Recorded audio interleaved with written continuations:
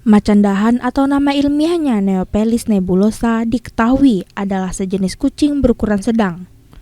Diketahui macan dahan itu masuk di dalam sebuah gudang di belakang rumah milik Arta, warga yang tinggal di RT 11 perbatasan Kelurahan Batu Kuning dan Desa Pusar, Oku, Sumatera Selatan.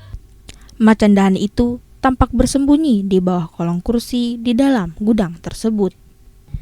Menurut pemilik rumah, diketahuinya keberadaan diduga macan dahan itu saat pemilik rumah hendak membuka gudang.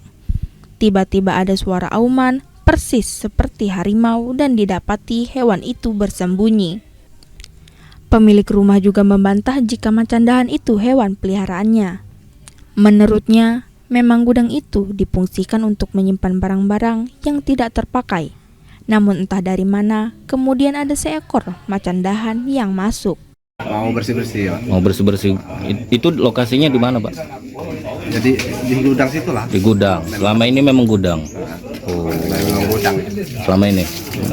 Ya pas mau ini kan pembersihan ya bapak tadi yang mau pembersihan. Pas dibuka ya langsung kedengaran suaranya itu. Sejumlah petugas baik dari kepolisian, Damkar, Reskrot, dan Polhut terlihat berjaga di sekitar lokasi. Bahkan polisi terpaksa harus memasang polisi lain agar warga tidak mendekati.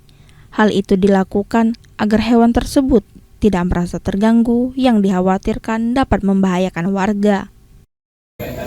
Jadi kita sehubungan kita memiliki alat yang sesuai dengan SOP standar daripada penanganan konflik satwa tertentu harimau, maka kita mendatangkan rekan-rekan kita dari Palembang yang pada saat ini sedang melakukan perjalanan menuju ke Batu Raja. Hingga Senin malam, petugas belum berani melakukan evakuasi hewan tersebut lantaran kekurangan peralatan. Saat ini, BKSDA Ogan Komering Ulu masih berkoordinasi dengan BKSDA Palembang untuk meminta bantuan evakuasi hewan yang berbahaya itu. Dari Ogan Komering Ulu, Widori Agustino, iNews melaporkan.